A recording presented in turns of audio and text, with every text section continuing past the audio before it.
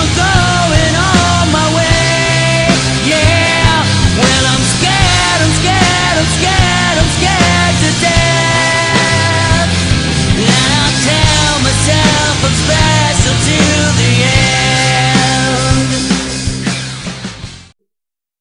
Hello and welcome to MediaWhorz. Today we're reviewing Beck, so let's lay a couple riffs as I throw it to the round table. It seems criminal how unknown this is. It's known in some circles. The more devoted anime fans tend to know it pretty damn well, but Beck is an anime series that was made in 2004 and focuses on the general creation of a band named Beck. Beck Mongolian Chop Squad. Well, they add on Mongolian Chop Squad because they say that the name is no good in America. I don't know if this is supposed to be a reference to the artist, or if it's just a bad name for a band in Japan. I think it has to be a reference to the artist with how much they reference different bands in their visuals. Misspelled, of course. We see everything from Radio Heat to a misspelled Ramones. Anyway, the main character's name is Yukio Tanaka, or Koyuki, which means Little Snow. Aw, cutest bitch name I ever heard. I think it's just an issue with how it translates, like how Ichigo translates to strawberry. Anyway, the show starts off like many slice of life series do, where the main character feels directionless.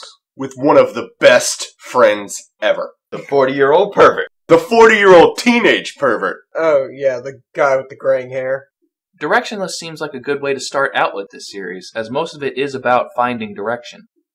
However, Koyuki meets with guitarist Ryusuke Minami when he saves Ryusuke's Franken-dog, Beck. Best dog ever. Didn't that dog try to eat him? Like I said, best dog ever. Anyway, Koyuki slowly becomes friends with Ryusuke, even to the point of joining his band, first as a backup guitarist and eventually as a singer for the ballads.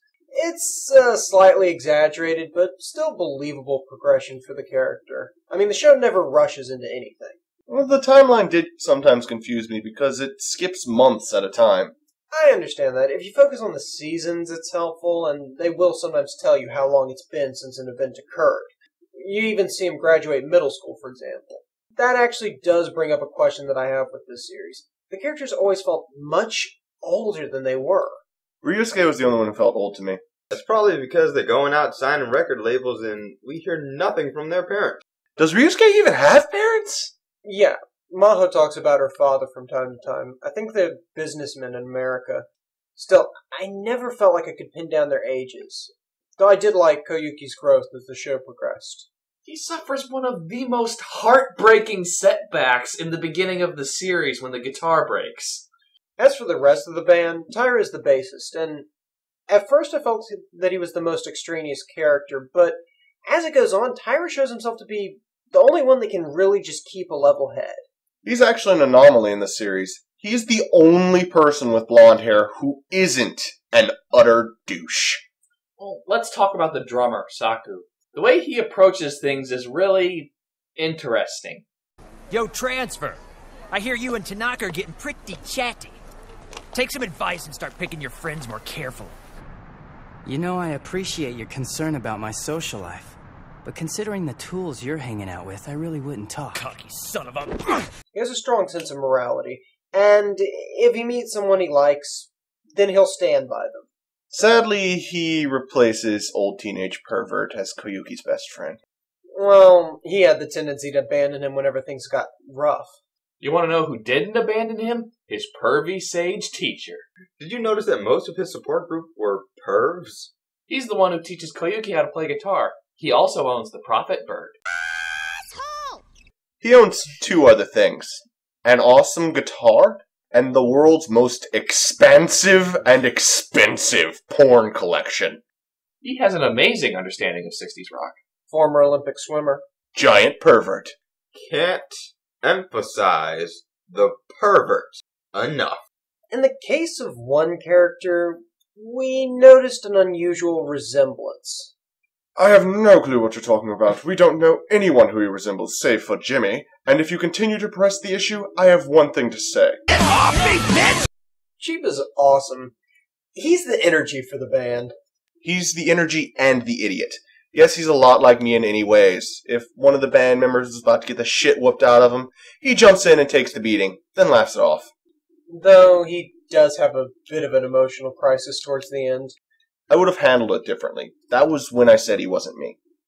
Well, you have an off switch. Chiba doesn't. Well, here's what happened. Every member of the band, but Chiba, has a dream. Chiba gets a tad sensitive about being left out whenever anyone brings it up. Problems arise. As for the villains, we had Leon Sykes, but for the most part, we only really had bullies. We have antagonists, but no real villains. What about that J-pop little asshole? The actor, he wasn't a singer. Makes sense. When he got on stage, I wanted to dismember him. Most of the antagonists actually end up helping or supporting Beck in the long run. Leon Sykes' subplot served its purpose, but it was one of those points where the realism was actually a little weak. I think the writing for that was weak. Sykes showed up around the same time as Dying Breed. They're brought up in the first episode with a split second of Nirvana before the battery on the MP3 player died. They're very post-grunge, like a mixture of Foo Fighters and Nirvana, which is the embodiment of 90s rock, which I love. They still have that attitude that they care about the music and aren't performing just to perform. We find out early on that Eddie, Dying Breed's guitarist, is friends with Ryusuke. Later, Eddie goes to see one of Beck's shows. The Beck members then go see a Dying Breed show where they're scheduled to work with... Oh, I love that scene! They're scheduled to work with a band called Bel Am, who are sort of like Beck's rivals. It was agreed that if they sounded good at sound check, they would let the guitarist of Bel Am play with them. Nice trash. Bunch of posers. Your shitty music won't save anybody. Fuck off. Get up here. Koyuki, I think Mark's talking to you.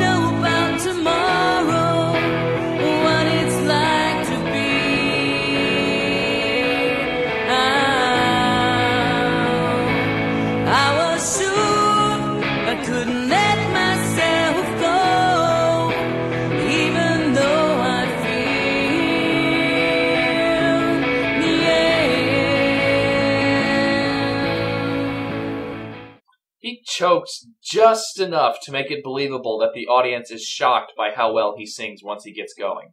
As long as we're discussing the music, we should talk about the dub. The original script included a lot of English. It's so cool! Instead of a bitch! Some of the secondary characters were obviously picked because they could speak English.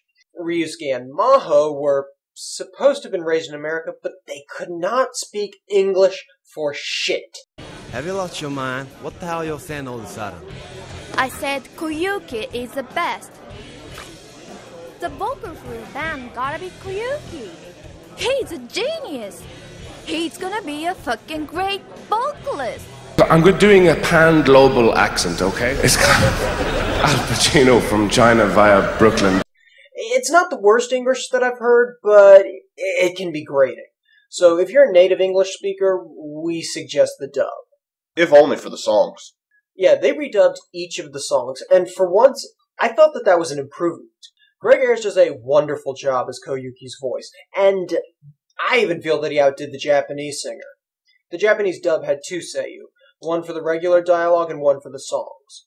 Maho was good in both versions, and Chiba was kind of the weakest. Kind of fits his style, though. He doesn't sing, he raps. He's based on Zack De La Rocha of Rage Against the Machine. He does sort of a rap yelling style, but I feel that all of those voices were better in the dub. Thank you, my spirit guy. What were your thoughts on the dub? Ryusuke sounded pitch perfect in the dub. In the Japanese, he sounded ugly. It was terrible. In English, he sounded like what you would expect the band leader to sound like, with a nice hint of stoner on the side. Like I said before, he is one of the ones who's supposed to be fluent.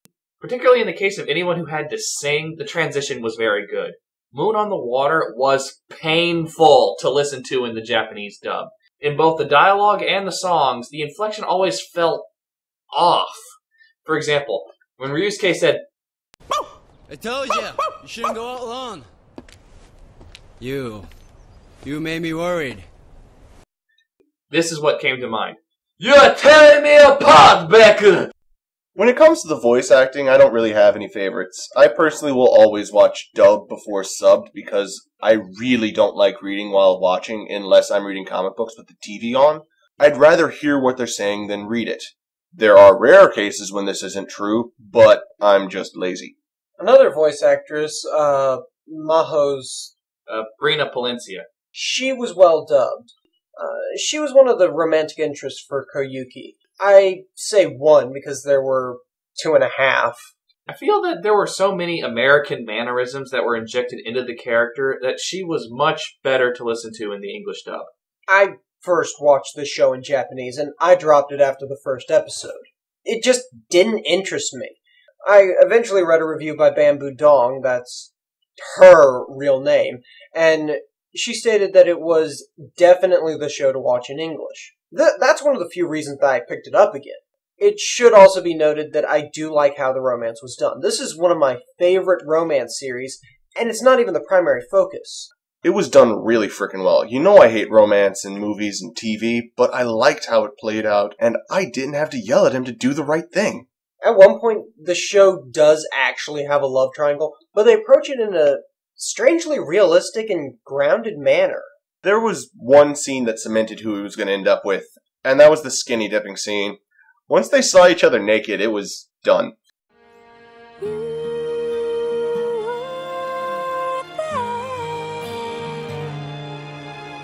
Smiling in my arms for all those years.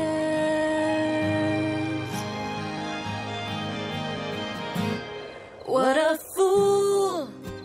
I don't know about tomorrow, what it's like to be. I thought that was an excellent scene in terms of both emotional impact and audio quality. I will admit that the animation quality was... Floating heads! Floating heads! Loading heads singing robotically. That was fucking terrifying. If I had seen that firsthand, I would have taken a look, pissed my pants, and ran full pelt away.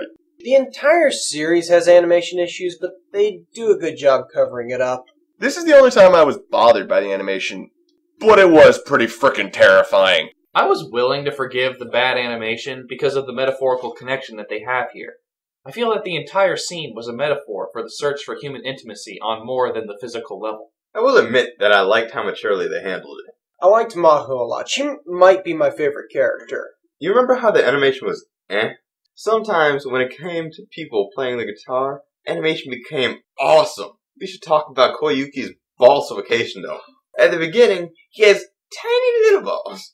But by the end, he has huevos. He goes from quail to somewhere around chicken to emu eggs. You see him with some little quail eggs. Then he gets to the band, then he gets to robin. Then he fucks up, cries, and gets back to quail.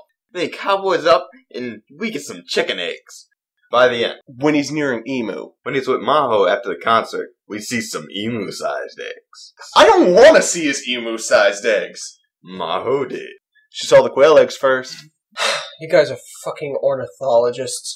Do you guys think that this is a good starting anime for people unfamiliar with the medium? I can't stress this enough. You need the right audience. This will not appeal to certain types of people. This is a great anime, and I'm glad I watched it to the end. But I don't watch this kind of stuff. This will be great for someone who has never seen anime and wants to see the background of the music industry. If you have someone who wants to just watch cartoons, this is not for you. I probably have a similar opinion to Jimmy in that a lot of anime have concepts that are hard for American audiences to understand, but this one doesn't suffer from that. Particularly if you are interested in music, this would be good for you. I would recommend this to people who are patient. I mean, I love Slice of Life series, and I feel that this could be easily recommended. I like slow developing romances and interactions that feel more grounded and realistic. This show is right up my alley. Combine that with post-grunge numbers, How the weakest song that isn't supposed to suck is the opening song because it wasn't dubbed. The characters were well defined, all the side characters were extremely memorable, and that actually helps overcome the animation shortcomings. So, this is a Harem Brigade for me. That's 9 out of 10. I really, really like this series, to the point where I was willing to re-watch the series in Japanese because I couldn't find it in English. Everything else is so good that it's hard to complain about the Japanese dub. The characters are likable, well-developed, and well-rounded.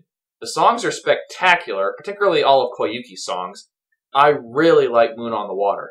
The antagonists did their jobs, but they weren't particularly interesting, except maybe Hyodo. All the band members contribute something to the experience. I like romances when they're done right, and this is done perfectly. I'd better stop before I gush and explode. The animation isn't that good, but everything else is so rewatchable that I have to give this a Harem Brigade.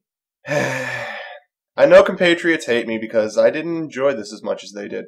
I never plan on rewatching this, but that doesn't mean others shouldn't. The animation is good. Yes, there's a hiccup every once in a while, but it's not that noticeable. When you get to the detailed work they do for the performances, it is beautiful. I loved all of the protagonists. I even liked some of the antagonists. It's a very good series. I'm not going to rewatch it, but others will. They'll rewatch it again and again, if only to hear the wonderful songs. I'm not much of a music buff, but I can tell when something's good and when something's utter crap. Though I won't be rating this as high as my compatriots, I will be giving it a very, very high abducted friend, because I think you should at least give it a chance. That's 8 out of 10. This is a very good anime. I mean, you have very good characters, a very good plot. You have people you could care for emotionally. You want to see Koyuki do better with his life, and when he doesn't, it physically hurts you. And you want to give him a swift kick in the ass, so he mans up.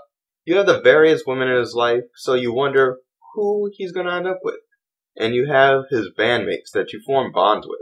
The animation was very good, and very bad at points. The subplots folded into the main story really well. I can see how this could be viewed as boring to some, and plain annoying to others. I give this a high abducted friend, because as my colleague stated before, you should give this a chance. At least to the 3rd or 4th episode. With 2 Harem Brigades and 2 abducted friends, the average MediaWhorz rating is Harem Brigade. So let's have Maho play us out. Sweat.